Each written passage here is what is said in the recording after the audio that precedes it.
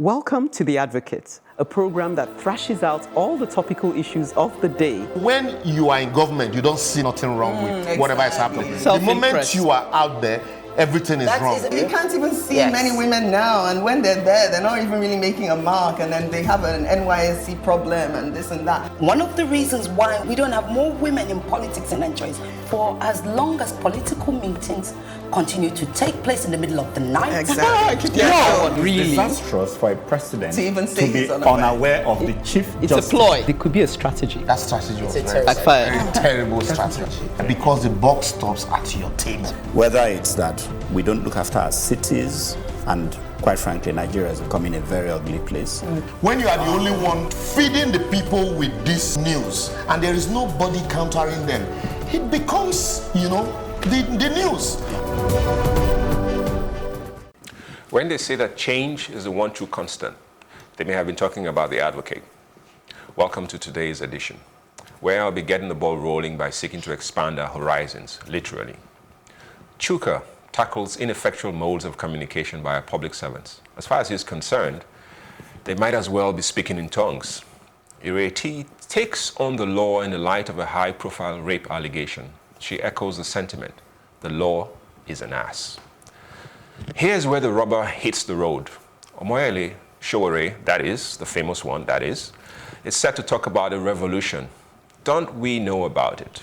We should, actually. So, Ekene, on the other hand, ensures that we round up things on a note of inspiration. She'll be spotlighting accidental heroes. Okay, so get set. It's time to set things in motion after this break. What comes to mind when you hear quality of life?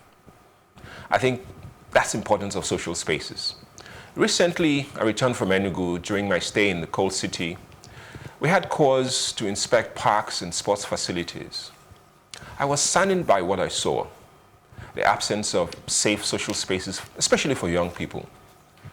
As a military brat, I grew up in several cities in Nigeria, but the fondest memories of my youth was etched in Enugu, especially around leisure, the times I spent around the leisure parks in Enugu. Polo Field comes to mind. It's now a mall. Ngo Park, Naji Park in New Haven suburb, and hikes up Milking Hill. Today, I shudder at how young people in Enugu are building memories, not around parks and leisure spaces, but around beer parlors and viewing centers. The parks I grew up hanging out and socializing with my peers then are gone, replaced by bushes, concretes, churches, hotels, and they appear as really abandoned relics of a barbaric war against civility. In Lagos, Ikoyi Park gave way to housing units. Our parks are now parked in a distant memory of a forgetful generation. More and more people now live in cities that are facing incredible challenges of failing infrastructure and economic blight. The tribulations of everyday life is hurting a lot more people, and there are no safe places to vent. Public safe spaces such as parks and other recreation grounds help to foster a more connected community and play a vital role in the social and economic life of communities. According to researchers Mean and Teams, and I quote them, public spaces including high streets, street markets, shopping precincts, community centers, parks, playgrounds, and neighborhood spaces in residential areas play a vital role in the social life of communities. They act as a safe organizing public service, a shared resource in which experiences and values are created, offering opportunities for children and young people to meet, play, and simply hang out.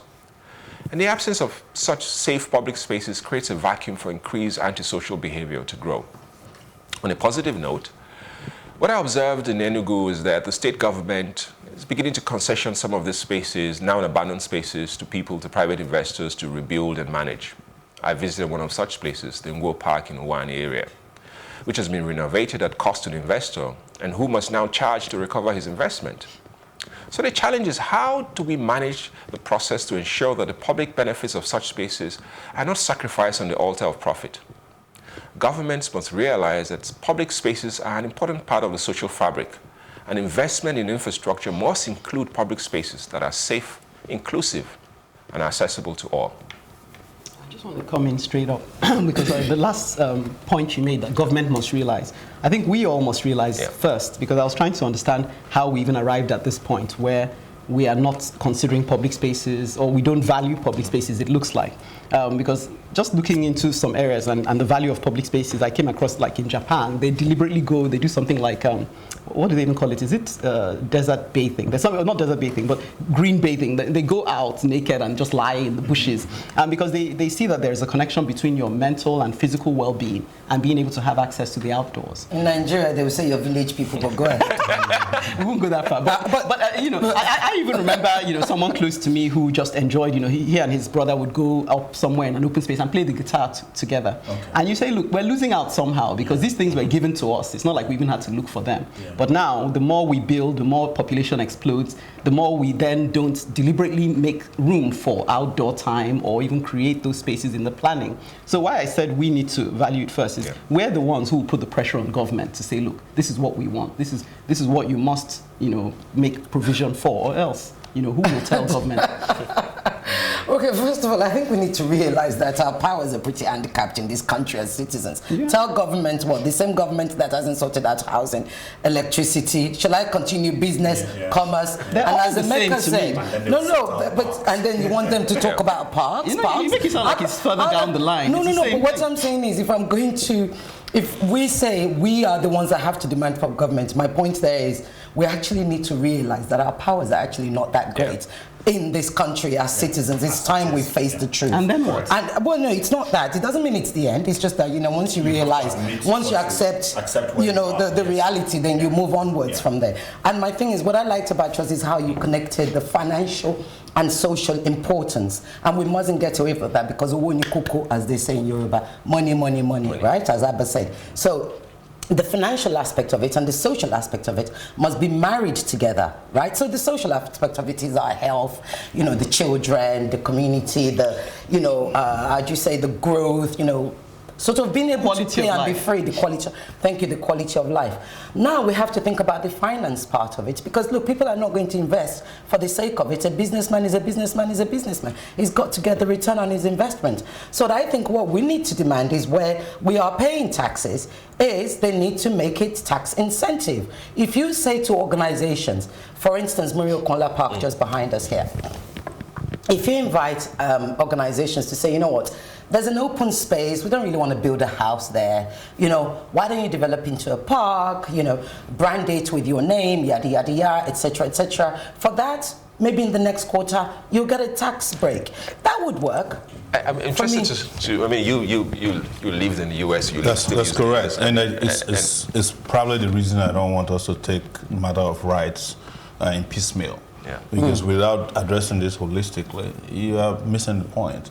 I remember in 1986 or 87, about when I came to Lagos, I went to Festac Town. They had public spaces, spaces. Yes. And the moment the military came, they allocated those spaces to themselves. Yeah. And not only is Festac no longer open, you now have walls, which are called prisons, built around those houses. Yeah. And in general, you know, when you have values collapse, you have government not really working in the interests of people. It affects everybody. I remember also coming to, you know, Nigeria, and I had to travel to Ghana one day. In Ghana, I was incentivized to go out and run because all the roads have like sidewalks, bicycle, you know, spaces. Yes. And I ran from where I was to the airport and back. Yes. But I tried to do it in Ikeja, and I was almost run down 3 times within 1 kilometer. Yes. Because most of the what you're saying tells me that even in the planning as far back as then, it wasn't included. So it's not like, you know, if we're saying that things have deteriorated now. I think it was. I think it was included. It was. Like I said, I grew up around those spaces. He's talking about spaces that have been there. Bloke will tell you the experience of Ikoyi Park. You know, they have parks that were designed into towns and townships. But this greed that we're talking about took it all over. And that is why I am opposed to asking private individuals to now charge for these parks. It's the duty of government. Yeah. What we should do is to ensure that if any private individual or private company is building anything in any part of the world, you say, look, we'll give you this. But you must build a park that is free for those people who will be affected. It's pretty much the same thing as I said. We're out of time on this topic because clearly there's a lot more we can do. And people can follow online. Favorite topic. I mean, Chuka, I think you you will anchor this. You probably reflect that when the next. So guys, planning is clearly essential to remap our clustered landscape. I know Chuka agrees, obviously. He will be stating categorically that Gencos, discos, megawatts all amount to no light after the break. Welcome to The Advocate, a program that thrashes out all the topical issues of the day. When you are in government, you don't see nothing wrong with whatever is happening. The moment you are out there, everything is wrong. You can't even see many women now, and when they're there, they're not even really making a mark, and then they have an NYSC problem and this and that. One of the reasons why we don't have more women in politics in Nigeria is for as long as political meetings continue to take place in the middle of the night. Exactly. Really disastrous for a president to even say to be unaware of the chief It's justice. a ploy. It could be a strategy. That strategy was Backfired. terrible strategy. Because the buck stops at your table. Whether it's that we don't look after our cities, and quite frankly, Nigeria is becoming a very ugly place. When you are the only one feeding the people with this news, and there is nobody countering them, it becomes, the news. Right. Bottom lines are a good way of cutting to the chase. Some years ago, while on a visit to France to discuss the then current Chibok kidnap matter, former President Goodluck Jonathan was asked by CNN's Christian Amampo about his performance regarding power generation and supply in Nigeria. Jonathan's answer? Ask the average man on the street, he will tell you that the situation is good. It hit me that had Jonathan informed Amampo of the value, perhaps in megawatts, that the nation required, and then told her how much was being produced when he became president, and how much was being produced at the time she asked the question, he would have seemed to be quite a clever man, but he did not. That leads me to now to deal with things like appropriate terms in speech. It is not uncommon to hear the words Gencos, discos, and megawatts from the mouths of government storytellers. Let me ask, who gives an F about those terms when all we want to know is what we should expect when we turn on the light switch? Why do we clothe disgrace and embarrassment in fancy words? The fact is that the power sector is a mess and a failure, just like the rest of the nation. So is it really such a surprise? I mean, why would a nation that cannot get anything right get power right? And then one man is given the ministerial tasks of power, housing, and works. What's the connection? Since when did these tasks become easy peasy as to be joined together under one Nigerian politician? You see, with the CNN incident, it would have been okay to quote figures and megawatts and Gencos. But to me and the average Nigerian, it's no different from speaking in tongues. It's just story for the gods. Go on. See, for me, I think that, and this is for me on how the philosophical focus on how we want to deal with the power problem. And I think we're dealing with it the wrong way. We're dealing with it because this is a problem that has sort of festered and gone from bad to very worse. And we want to fix it as one solution. I think that that's not going to work. I think the best way for government, and when they see it as, so you have a ministry that feels that if this problem persists, our relevance increases. Yes. I get what and I've been in government. Some people feast on the fact that when there's a problem, the magnitude of that problem is the magnitude of money that's poured in it, and the importance of our standing in society. Okay. Yes. It's a very funny thinking, but that tends to happen. And so everything is transferred up to that top. So there's too much concentration at the very top. And I think the best way was to break it down, solve Lagos, create a quick win. From the examples of how you deal with the problems of Lagos, and if you come down to Lagos, solve VI, solve Mushi, and then you can learn, and then you cannot solve Nigeria's problem in 2019 by looking at, with 200 million people plus, by trying to solve it from a very, 200 million ask the people in those states, what are the peculiar power problems you have, and fix it. Yes. But it all seems to make sense when you look at it from a very pecuniary, very selfish point of view, that if we fix it as Nigeria, all the money will go to a ministry, and then all of us, then the power of that. That's very disheartening to hear that. Yeah. I mean, I read somewhere that I read somewhere that apparently only 40% of Nigeria is connected to power, and then 60% of those connected, I presume, are not having. They're having fluctuating power. They're having So it's really very terrible. It's like pouring water into a bucket with holes. And what you're saying is true, which I tend to believe you. I just wonder, is there nothing else that we can do all this while we've been talking about the power problem? Is there nothing we can do to get the priorities right? It's a thinking thing. It's a thinking problem. If you think out the solution, then you can implement it. Well, Emeka, this is why I think everybody has been in and out of government should be sent to a trauma center. People like you. That's a low blow. Let you land the points, and maybe you realize. I'm serious. I think it must be interesting that you are in government. You're traumatized by the lack of ideas. Oh, man. And somehow, maybe if you're brilliant at all, you get in there and they kill whatever brain cells is left that's progressive in your system. The rest of us are traumatized by observing government. And then we are traumatized by observing you guys. And that's why this is not as difficult as it is. How do we solve power problems? You look at power problems from where you can get solutions from. Yeah. And technology has helped us to solve that. I know you say Egypt was able to do with a mix of sources of power. They are providing, within 5 years, 40 million households with electricity. And we don't even have that many households in Nigeria. And they spent about maybe $7 billion. We spent $16 billion to generate darkness. Even Alhaji Dangote had to come and say it, and it's unusual people like him to criticize government. We have only generated in the last 20 years maybe 800 megawatts of electricity. It's what you're saying. They are pouring money into the problem because they are the source of the problem. And when they pour the money goes not in a basket now. If it was going in a basket, at least we can figure out where to find it. It goes in their pocket. Mm. And that's true. That's the big elephant in the room. Nobody wants to talk about it. People steal money that are meant for development of public projects, and we don't trace the money. Next time you bring not a politician but a magician to want to solve the problem. But I like his proposal though, that if you isolate it to Lagos. But Ireti, please go ahead. What I got from your script, forget power, we've regurgitated it, we talk about it forever, is that language business. That's my thing.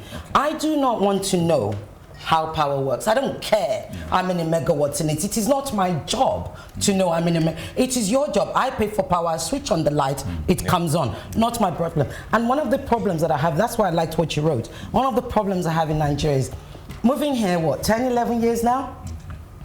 I'm having to learn. So you'd call a customer service center and they will start telling you the technicalities of why something is. And I'm like, I don't care. You don't pay for my brain. It's your job. I just want to pay and get the service. And I think that's the thing. Look, inadvertently, and this is where the trauma that you're talking about possibly comes from. Inadvertently, government are constantly engaging our brains, right? My intellectual capacity, which they do not pay for me to come up with ideas, etc., and learn what a megawatt is or a megawatt is. I don't care. Well, no, I said they're not. They're using it. Yeah, they're looting your brain. They're looting my brain. That's what I'm saying. They're looting my brain. And I don't want to know. You're right, Chuka. I want to turn on the lights and have it come on. In fact, 2 years later, they're worse than the people that become home. In fact, as a matter of fact, as Omoyele said earlier, Egypt was able to talk about giving 40 million households. You know, I prefer to hear that 40 million households are light than 400 megawatts. Yes. And I don't want to hear about Genco, discos. So what do we do now? Still, even after discussing it, where are we? What do we do? So we cannot have people who don't have ideas, first and foremost, continue to operate. The truth is that people who are in government today don't have the latitude, they don't have the bandwidth to solve the problems that we're expecting them to solve. I spoke with this guy, Nebo, who people acknowledged as someone with ideas. And it seemed that he was saying pretty much what Emeka is saying, that he's being frustrated. But they wouldn't allow him. Yeah. Yes. He had even the solar-powered idea. Yeah. He was itching to implement. But there was a minister, was that not Nebo? Yes, he was the one. Was that not the one who said witchcraft was responsible for... Okay, well, that's sorry. Okay, sorry. Because he didn't want to admit the witchcraft. The real witchcraft. Which it referred to. It was being... We know the witchcraft. It's the institution that we've given... I think the Ministry of Power should be thinking of more advanced technology, policies to attract investment in more advanced technology, to not the giving of contract. Pay for it. But not the giving of contract to build. No, that should not be in America. Ministry Power, Secretary of Power, talking about new technologies and solutions, but ours is. Emeka, I think what you spoke about, which is also what I liked, is how we should deal with it in scale. So you scale the problem, so you're able to manage it, and it becomes a pilot. Yes. If it works there, you then cut and paste But let's remind ourselves, and this is where memory is important. You know, we once did the scaling thing too. Lagos one time brought a badge to Lagos. Yes, but this is it. Yes, they did. From Aaron. But you know why it was killed? It was the same principle that we have to. This problem has to be solved from Abuja. Lagos problem will be solved from Abuja. That's part of it. We, as journalists, I investigated that. It was part of the, the main scam in Aaron.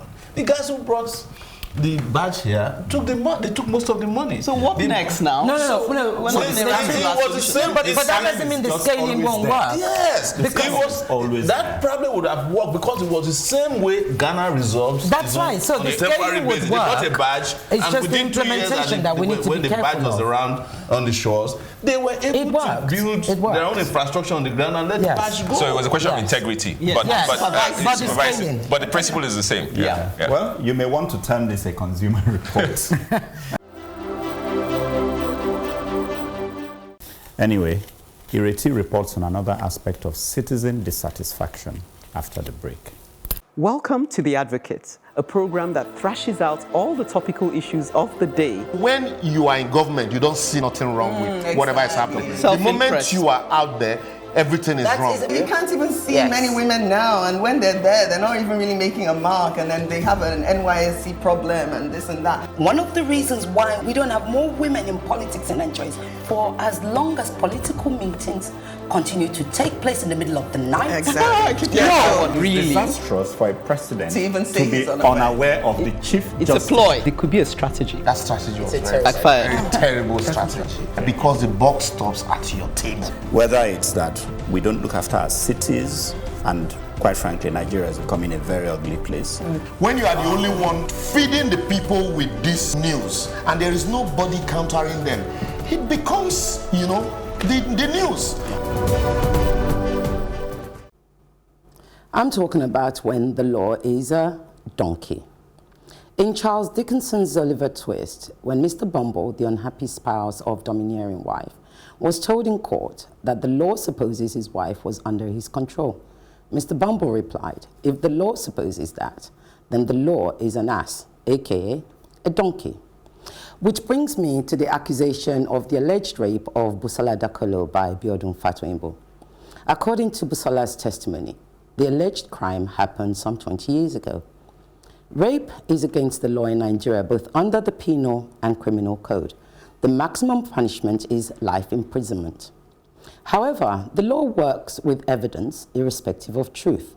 So in Nigeria, for the offense of rape to be properly established, there must be corroborative proof, one being eyewitness account, the second being medical evidence. It is generally accepted globally that one of the reasons why rape is such a hard case to convict is because it is a witnessless crime, often a case of her word against his. Now, with a severely disabled investigative arm of the law, a police force that is woefully untrained and under-resourced, coupled with a decayed medical apparatus, where is that forensic evidence supposed to come from? So when many Nigerians are quick to pronounce, let justice be done, on Busola Dakolo's bold and valorous testimony, I feel a sense of obligation to ask them if their name is Alice, or if somehow Nigeria has transformed into her wonderland. Otherwise, how could one explain such unrealistic expectations by citizens of a society with a police force which has been unable to investigate a crime committed an hour ago, let alone one committed 20 years ago, especially at a period when rape was only mentioned in hushed tones in our society? Ladies and gentlemen, we have a major problem in Nigeria, one that requires our collective condemnation and focus to resolve. I put it to you that the normalization of rape in Nigeria is partly because the Nigerian law has been a donkey. So unless our legal structure is strengthened, unless our judges have the courage to hand out maximum sentences to perpetrators, and most urgently, unless the Nigerian government declares an immediate state of emergency on rape in Nigeria, this societal scourge disease will only continue to spread from generation to generation. So I use this opportunity to call on all good citizens of Nigeria to declare a united war against rapists in our society. I'm with you on the war. I mean, I have said for many years that we should castrate rapists. I know. So I think... And some countries are actually we should do that. Kind of going extreme That's now. when they've been caught, if they will be caught. Found guilty and gone through They should be castrated and then jailed in that form. And then, they shouldn't die. They should live to go through something. Yes. But we have death sentence in Nigeria. Would you, because we can't really go in the castration route, would you settle for a death sentence? Why can't we? No, you can have medical castration. Yeah. Yes. Yeah, just an injection. Would you? Not literal cut off. No, not cut off. An injection would do that. Because I was like... actually, I was going for cut off. I want to take it back a bit. No, but it's not funny. I want to ask Ireti, serious, if I may, Go ahead. to find out, is your problem, because you said it's generally accepted world over that, these are the criteria for determining... No, what I'm saying is... I'm coming, let me just make the question, I'm sure you get my question. Yeah. So is your problem with the way, the parameters with which we establish that, because you need an eyewitness account, you need some kind of... Is that your problem at all? Okay, so it's a good question you ask. And so what I was saying is globally, all over the world, rape is one of the hardest cases to convict, right? Now, when we have a legal system, we have a legal apparatus. So you've got the police. The police don't understand the law. They don't even take rape seriously. They don't even, exactly, thank you. They don't even take rape seriously. So you're saying there has to be an eyewitness. Well, how many people are going to be there? Why would the rapist do it in front of anyone, number one? Number two is then that you then say you need medical evidence. Well, when we talk about medical evidence, put the police aside. I talk about the healthcare system. First and foremost, we need to have rape kits. We also need to have PEP, prophylaxis to prevent HIV, etc., etc. Access to that. And when I say access, mass access to that, mass access to rape kits and trained nurses on productive care, reproductive care and rape crisis can only happen with a state of emergency. So what do we do? What are you proposing? A state of emergency, that we declare a state of emergency. I think everything you said can be summed up this way, and it's what is usually said. There's a term saying that I don't need a rapist. The government is already raping me. Oh boy. Yes. Oh no, that's rather disgusting. Yes. No, and we advocates what I'm will not saying actually is that, subscribe to such. No. What I'm saying, please don't get me wrong. What you said is that the government that is responsible for protecting vulnerable people are actually mischievously also victimizing them, and that's what I saw with Dakolo's case. She reported rape. There was an outrage in society. Police was supposed to take it over. What did police do? They went to his house with an invitation letter and AK-47 to intimidate the same person who is in need of help. Yeah. That is what I mean when I say government is raping. Government contributes to the abuse. Of course. We're saying the same thing. Certainly do. Because she doesn't want you to use the word rape. Yes. I don't connect with government. No, but of course. No, it's not with government. It's just that when you're sensitive to rape survivors, using the word rape flippantly is very triggering. For historical reasons, I don't want to be misconceived. I know. I don't want my position. I'm just making a summation of how terrible it is. It is. I agree with you. Our government, who could have protected, one, to prevent people from being raped. Yeah. If anybody got raped, to make sure that they get the protection they need. Yeah. In some cases, hiding their identity, ensuring that they get the support, both physical, psychological, instead of medical, protecting the. But in this case, the society has been exposed in such a way that government is actually the biggest problem. I also want to say that because before they went to Dakolo's house, they had actually been transferring the case between Abuja and Lagos. There was a lot of undercurrents. Even the church leaders, the moral, part of society that could have custodians went to the church. The Christian Association of Nigeria went to the churches. But we have to say that Khan actually denounced those two men who did go. Khan came out the next day to denounce them. Emeka, but what did you just also make Emeka, we're almost running out of time. Do you want to say something? Let me not take you time. So my point is this. I think, again, it's in terms of how society itself, because the law is often shaped by society. Absolutely. And I think there's a certain threshold to how people dismiss issues around rape. So, and the police is part of it. It's like when we were fighting piracy, we went and raided somebody's home and we took them to the police station. And police station where people were like, they're trying to survive now. Leave them. They probably have their own pirates. So when rape cases go to the police, but I must commend Lagos State. Lagos State has special crimes. Absolutely. Lagos State is doing a fantastic job as far as dealing with domestic violence and rape is. So I think we need to, that example of Lagos State needs to be replicated across all the other states. There are lots of CSOs who are actually trying to do that. And I think that's something that has, because society, we need to see rape as a big problem. And we're not treating it with the same level of importance. And I think that's where the problem is. So the police, being a part of that society, trivializes victims. And some of them perpetrators themselves. And exactly, we had stories about Abuja. I read a story, and thank you, that's the point I was going to make. I read a story where the lady actually had to take the police to court because they were alleging that they were prostitutes. Well, no, remember where they took the Abuja case. No, it's like, that's even long. The Abuja case, recently. Where they Abuja women who were what should I say?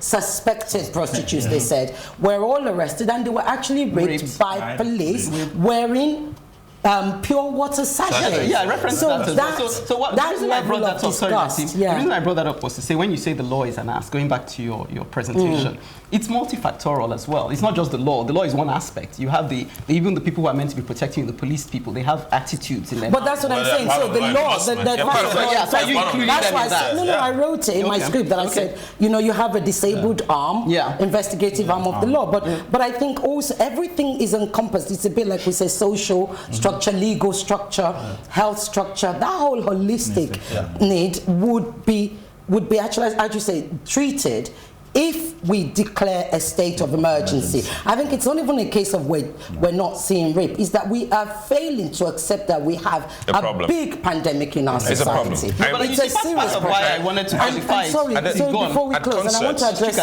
men. I want to address men, and only quickly, because a lot of people say, you probably read it where a lot of men will say, I was her own now, she can get over it, it was only 20 years ago, etc., etc. And I said, look, and I'm happy to explain to people, and look, the majority of Nigerian men at some point in their life were actually abused. Fact, not fiction. It's just that nobody, especially if they grew up here, nobody has ever actually acknowledged. So parents, when asked them, their friends would be like, oh boy, now be you lucky and whatever. So therefore they think, I've spoken with a lot of male survivors, and they said, like, Sisi, I've dealt with it, so I'm just wondering now, me, I've got to do it manifests itself in this way, it manifests itself in that way. But they feel like attack. They feel like they dealt with it. That's where the attack comes from. Part of why I wanted you to isolate what it is we're meant to be doing as societies, because what we're also trying to guard against is this situation where people are able to just point and convict. You say this person raped me. If we don't have clear evidence, it's still safer. But that's part of the whole legal structure. It's safer to go for that. But that's part of the whole legal structure. Let me tell you something. The good thing is that an effective legal system, ensures that perpetrators are punished and the innocent stays, get legal redress. When we talk, you listen. So it's only right that when you talk, we should also listen. So concerning the subject, a ghetto mentality by my dear Chuka here, Romeo Pearl says, we were impacted by Western civilization after independence. It is commendable to emulate how it is done in a civilized world. Every country who obtain great results, countries like Europe, America, Japan, Australia, Singapore, etc. concerning the subject of ethnic bias, which I think I covered. KHA Motivation says, why the argument/debate about ethnicity? Ethnicity is not Nigeria's problem, as we people keep saying it. The problem is bad leadership. We have been living this hell, we've been living fine before now, irrespective of our ethnicity or our religion. On ghetto mentality again, Anthony Chukuma says, brilliant piece. The more I read, the more I laughed and cried at the same time. We do that a lot, Anthony, as well. It hurts to read the truth so aptly described. Nigeria's case is peculiar, not a black man thing. Rwanda can do it, did it. Ghana did it. What's wrong with us? We're asking the same question, Anthony. On the imposter syndrome, which Ekene presented, Daisy Jonathan says, I'm the real deal. I agree, Daisy, so am I. Do keep your comments coming in on our social media platforms. On Facebook, we are +TV Africa, #TheAdvocateNG, or on Twitter and Instagram at +TV Africa, #TheAdvocateNG. And remember to catch up with previous broadcasts. Go to www.plustvafrica.com/theadvocate. From one social evolution to another. After the break, I have next to me, and I think they've put us together purposely, Omoyele Sowore. He sets out a revolution, and now we're going to do it. You are watching The Advocate on Plus TV Africa. It is pointless chasing a rat when your house is on fire. Nigeria needs a revolution or else. Nigerians must understand that unless something drastic happens, we cannot have elections that are won on the basis of ideas. As things stand in Nigeria today, our successive governments have destroyed the basis for any progressive politics. You cannot have a country where young people who are brilliant, who have ideas, are told to run for councillors, while people with antiquated ideas are recommended to be presidential candidates. And even they become president. That's why the country is the way it is today. Unless a revolution happens in this country, same way they had in Sudan, probably in Nigeria, it's going to be difficult to have free and fair elections. I am saying it so that we're not under any illusion that somehow, if we continue to talk, it is not a battle of wits, that the democratic space will open for us to have a country where good people, great ideas can lead the country. As we chanted during our recent protest march in Maryland area of Lagos, in Nigeria where just 5 people will be richer than 200 million people, call a work. In Nigeria where your NEPA bill is greater than your house rent, call a work. To the skeptics who say Nigerians are too apathetic and divided to rise up for a revolution or up to a revolution, I say this: hunger doesn't know ethnicity, insecurity doesn't know religion, and when Nigeria becomes a better place, it won't matter where you come from. The time for revolution is now, and it will not be televised. It might be on Plus TV though. Exclusive to Plus TV. It's going to happen so fast. Interesting. I think that, for me, you know, I believe that we need some sort of a wake-up. Nigerians need a wake-up. The status quo is debilitating. The status quo that we have. And we continue to build on that status quo. So every time you try to step out of line, the weight of the status quo and the people who defend it and the people who, they will either chop you off, rugby tackle, or they will just bring you down. But we need to step out, because status quo in the world today, as we see it, it's not going to take us anywhere. So so the problem is, the kind of revolution that we're going to have, I pray that it won't be one that blood. But if my history serves me right now, there's no kind of revolution that some blood will not be spilled. Yeah. It happened in the French Revolution. It happened even in Sudan. People died. Even in Algeria, people died. Yeah. Some would say people are dying now anyway. True. Whether you started true. Or not. But so it is really.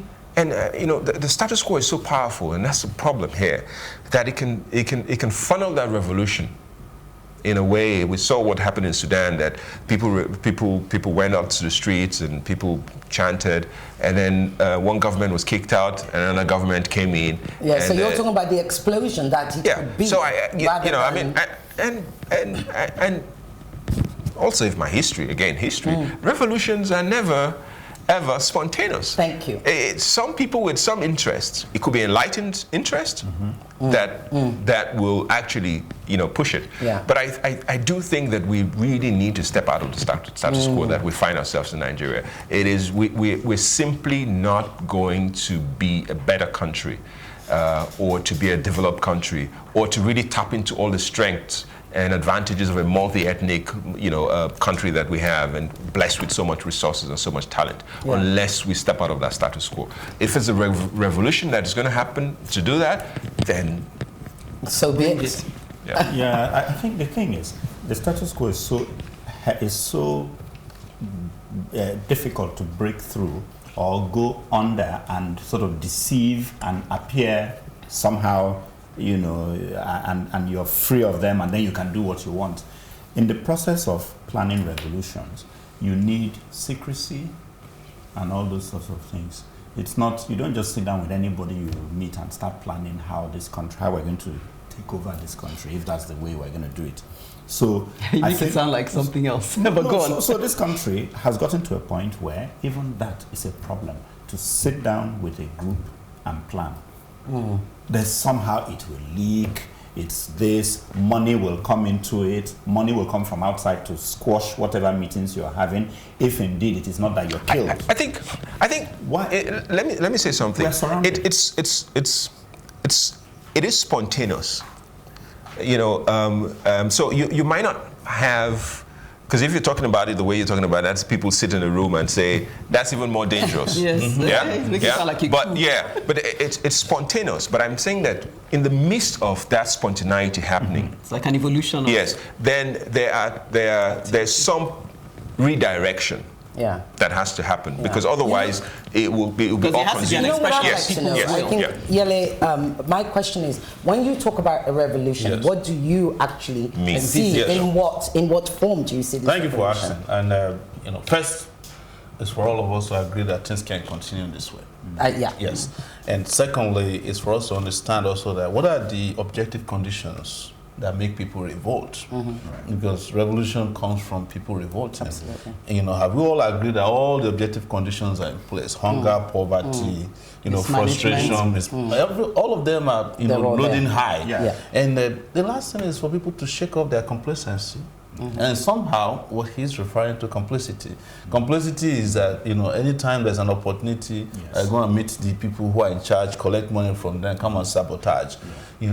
I may disagree with you that there won't be spontaneous. For revolutions to be effective, they have to be spontaneous. I think that's what but I think, what I mean spontaneous is that the people against whom we are revolting must be in a comfortable position to say it can never happen. It happened in Cuba. They were still drinking, cognac the night before, saying, "Look, is it not a bunch of brat?" When it happened in Sudan, they were making fun of the ladies who started it on the street corners, like it's women, and then one day from 5,000 it became 500,000, and before you could say Jack Robinson, these guys are out of power. But the last thing I want to say before you jump in is that you don't just plan revolutions, you also plan the micromanaging of the outcome of the Otherwise, the same set of people. That's the point I was trying to make. I'll make that point for you. I'll make that point for you. What I was even going to say is I saw your interview with Plus TV. Interesting, and when you refer to the revolution, you talked about basically there was a particular word you used which I forget. Is it breaking down the structure totally, or something to that effect? And I think that's for me, when people talk about a revolution, they do talk about it in that way, and it's that explosive way that everybody talks about. For me, I think we need to look at it with a more pragmatic, implementable, and practicable approach. Because look, when you're breaking down systems, you're looking, often when people talk about revolution in Nigeria, they're talking about a revolution against the elite. Stop focusing on the elite and talk about a revolution that's nuanced to the masses. If you have a revolution that's nuanced to the masses, then you work from the outside in. And what do I mean by that? Basically, a revolution can happen in several different ways. Like, was it you or Emeka that was saying last time that people are always afraid of restructuring, that word? Well, you can do restructuring in a gazillion of ways. So for me, what I would say is, if you work at it from the outside ways, first of all, look at the keystones of a society, women and children, right? So create those marketplaces, give them grants, not loans, so you empower from the outside. Also, start employing students. straight from university, graduate recruitment. Don't wait for them to get on the streets. You look at the healthcare. I understand what you're saying, but you know, there's also a concept or a dimension to this that I'm seeing as a trend, which is analysis paralysis. No, I'm not analyzing. It's practicable. To the problem to the point that. But what I'm saying is practicable.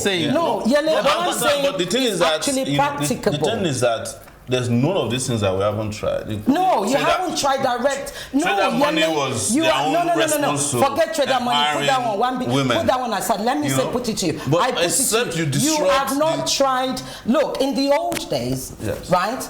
Our fathers will tell you, I was recruited directly from university. They had graduate recruitment. So you haven't tried that. That's number one. But the point is, let me comment. The status quo. Everything the status quo is the one creating these things. The status quo cannot solve the problem. Let me just clarify. Let her land, because I want to make a point. Everything that's being done right now. Notice I said it has to be done from the outside in. Everything that's been done right now is often done from the inside out, from the center. I'm saying start from the conundrums, the rural areas. No, to the rural areas, to the masses. Okay. Because if you're focused, there's no point of a revolution. If you're not nuanced to the let me make this point. Sorry, let me make this point. So make your point. So I'll make my point because I know you want to come back on that. Just make a note of it. I was wanting to follow up on a point he raised. Well, I wanted to make it, but he started saying it, which is my issue, and that's why I want there to be an element of planning in any kind of change people envisage. Is that all the revolutions I've looked at, usually the people who come to save end up becoming worse than the people they were displacing.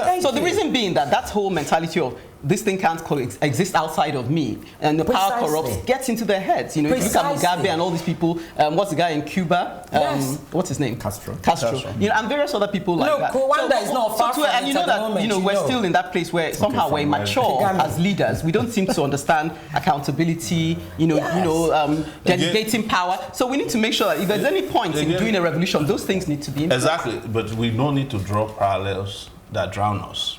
You understand? Which is the assumption is that there are no good Nigerians. No, there are. No, that's what I'm saying. No, who can? But they need a system that restrains those impulses. I don't want a revolution that's led by people who are at the center. I want if you care about me as a Nigerian, irrespective of the fact that I'm middle class, I want you to start from my brothers and sisters who do not get a full day's meal. Yes. Then I would be. I think there are 2 points here. There's a conflation of 2 different things. Not you. No, but let him make his point. Even at my level, sometimes I feel too comfortable to want to take risk. You know, revolution involves taking risk. You know, you are talking from a point of view of what they call, enlightened self-interest. You know, you are saying that the revolution must happen from the village. Which revolution ever happened from a village? Oh my God, that's because you're not being never happens in the city. It happens in the city. Yes. There's no revolution, right? There's no revolution that happens from the village. That's what I like. I've never seen it.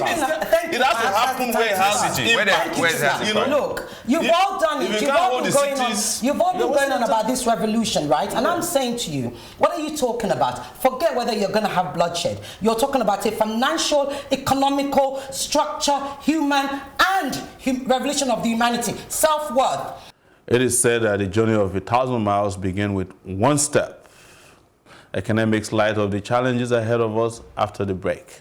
Welcome to The Advocate, a program that thrashes out all the topical issues of the day. When you are in government, you don't see nothing wrong with whatever is happening. The moment you are out there, everything is wrong. You can't even see many women now, and when they're there, they're not even really making a mark, and then they have an NYSC problem and this and that. One of the reasons why we don't have more women in politics in Nigeria is for as long as political meetings continue to take place in the middle of the night. Exactly. Really disastrous for a president to even say be unaware of the chief justice. It's a ploy. It could be a strategy. That strategy was very terrible strategy. Because the buck stops at your table. Whether it's that we don't look after our cities, and quite frankly, Nigeria is becoming a very ugly place.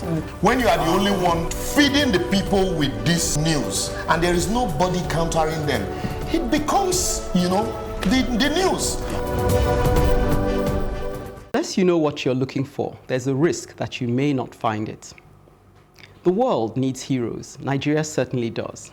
In fact, whoever manages to point the way out of our country's quagmire will undoubtedly be tagged the hero. However, my submission on today's Advocate is that the heroes we need are already in our midst. They could even be you or I. I call them accidental heroes. Recently, I found myself in a place of reflective stillness as I heard the story of Amala Roberts, a 5 times national gold medalist in swimming. He was born with Down syndrome. He accidentally found himself in a position to represent Nigeria during the Special Olympics because his mother, who was looking for an avenue to direct her son in, seized the opportunity to train him in swimming. Till then, all she knew was that he liked water, like every other child. She then engaged her driver from Ekpe, Abayomi Anifowose, Ireti will correct my pronunciation later, whose one qualification as a trainer was that, after all, people from Ekpe can swim before they can walk. And just like that, as if by accident, her driver ended up becoming a coach to a 5 times gold Olympics champion and accompanying him around the world. You probably see 3 accidental heroes in this tale. Adedamola, our Special Olympics champion, Abayomi, the driver turned coach, and Adedamola's mother, Alera Roberts. But make no mistake, there are many more besides. Adedamola's dad, for example, Sheyi Roberts, though not mentioned, the various sponsors of the Special Olympics program, and so on. Accidental heroes are those who chance upon a need and in their inadequacy offer up the much they can, only to be amazed that their little was somehow sufficient to get the job done and to lift others to greatness. So, I say we can all be accidental heroes that our nation is gasping for. Oh, I love this. I so totally love this topic. Actually, I don't know whether anyone, the minute you said accidental hero, that film always comes to mind. What's his name? Oh, Flip. Where, oh, I've forgotten. Suddenly, I remembered his name. I meant to write it and I've forgotten where he becomes an accidental hero. He's a dad who has no money, who's on the streets, and it becomes an accidental hero because a plane crashes in front of him and he ends up helping out, and then, you know, suddenly his life changes and he's able to get, because he was never able to see his child because he didn't have any money. You know America now. You know, you're one street, when you don't have money, you don't get to see your child. So yes, that was one. So the story of Adedamala Roberts, oh my word, how beautiful, how wonderful, and why don't we know enough about him? Why isn't he all over our newspaper? But this is the same thing that happened with Stella Adadevoh. You know, it took so long, so long for her to be given an award, a posthumous award by, and I still think we need to have the Stella Adadevoh Day, that it reminds us of our humanity, because the Moshood Abiola Day reminds us of democracy, which is politics. I think Stella Adadevoh Day should remind us of our humanity, and we need to have that. I think you're right in the sense that every single one of us, irrespective of where we are, and some of the heroes that I've seen often don't come from anything. They're often people who have had nothing, but they're willing to share the very little they have, either from their hearts. So, you know, I like to think of people in terms of generosity. So it's either generous in conversation, generous with love, generous with kindness, and things like that. And you often see that a lot with people who don't necessarily have and who have had to suffer a lot, but they will share on the streets and just, you know, and just remind you of humanity. My position on this is you can predict it. Don't let government choose your heroes for you. You and government. Yes. No, I agree. You know, and what you're saying sometimes is that, you know, ability or disability meets opportunity, and someone who is strong enough to take charge or hold of it. You know, those are the real heroes, and they're all over the place. But we don't get to know them because, so she's you know, we're all waiting for official channels to recognize heroes or give them awards or point them to us. You know, we should look for. Don't you think the press is letting us down, though? Because I always say there was a recent heroic act a couple of weeks ago in Nigeria. I can't remember, and we all kept looking, trying to find in the paper whether the papers were going to cover it. And do you remember that? Yeah. And it wasn't covered. It should be on this front page. I can't remember. Something happened. Who is press these days? Yeah. If you find good point. Report on your platform. Facebook. So, my point is that, as Ireti, you were trying to allude to a movie you saw, an accidental hero.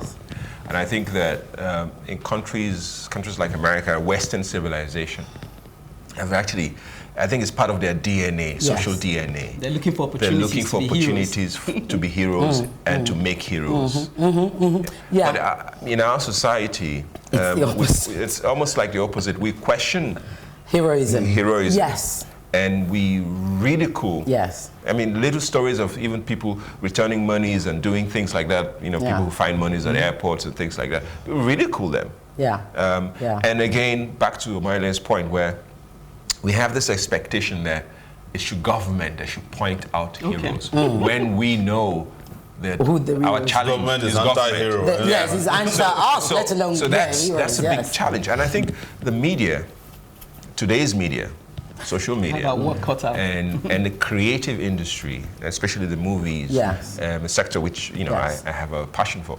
We should do a better job, because you don't see documentaries about anything. You don't see. We have everyday heroes, and I think we need to, as part of our not just telling us stories about the people fighting over land in parts of the villages, but also sharing stories of documenting even this. I hadn't brought it up. So we need to find points of inspiration. The thing is, they are accidental heroes, and if the word accidental, I think maybe when you get to understand what it really means, it's almost like it's got the hand of God in it. So you don't even know you're going to be an accident. That's right. You just react. Really. You react and you're in a small place, but the thing just goes beyond that small place. I always keep saying that my favorite money in Nigeria is the 50 naira note. Apart from the fact, because I'm a designer, I'm an architect, I find it absolutely well designed, first of all, and the color is beautiful, blue color. There's no human beings in it that we know. Just some odd human beings, middle belt lady, whatever. I can't stand other notes in Nigeria, because I see no reason why we have everybody. In fact, there's only 1 or 2 people that I just haven't been able to pin them down, that this is why they should remove them from the notes. And that's Ikoku. And that should be your next job. But let me say finally that we should remove the word accidental from heroes. And just say heroes. And just say heroes. Well, I think the accidental is important. It's important so that we can get ourselves away. What I'm saying is that you qualify heroes as accidental. You make the mistake of reducing their importance and relevance. My hero, there's a point there. You probably there's a point in what he's saying. My hero is my hero. Yes, he's not by accident. He's not by accident. Place at the right time. I'll just make a very quick reference. I know we're out of time. That the driver, I heard it from the Lera Roberts. She told me the story, and I just was transfixed. But she said that the driver, the thing that reminded, when the driver finally was going to Los Angeles with this boy the first time, he said the driver walked across and it dawned on him. He never had a passport lesson. He said he came back and just prostrated on the floor in front of her. It's just amazing. Like, this guy is now a coach to a 5-time gold medalist. So anyway. I can't even swim. Look at that. Are you from Ekene? I'm from Ikorodu. That's why now. We're next door to each other. What you talking about? Not too late. You're from, we're trying. Anyway, no sooner did we get into gear than we arrived at our destination. We're relying on you to cover even more mileage, though. Do keep your comments coming in on our social media platforms. On Facebook, Plus TV Africa, #TheAdvocateNG. Or on Twitter and Instagram at Plus TV Africa, #TheAdvocateNG. Till next week, same time, let's keep advocating for a better society. Bye-bye. Welcome to The Advocate, a program that thrashes out all the topical issues of the day. When you are in government, you don't see nothing wrong with whatever is happening. The moment you are out there, everything is wrong. You can't even see many women now, and when they're there, they're not even really making a mark, and then they have an NYSC problem and this and that. One of the reasons why we don't have more women in politics in Nigeria is for as long as political meetings continue to take place in the middle of the night. Exactly. Really disastrous for a president to even say be unaware of the chief justice. It's a ploy. It could be a strategy. That strategy was very terrible strategy. Because the buck stops at your table. Whether it's that we don't look after our cities, and quite frankly, Nigeria is becoming a very ugly place. When you are the only one feeding the people with this news, and there is nobody countering them, it becomes, the news.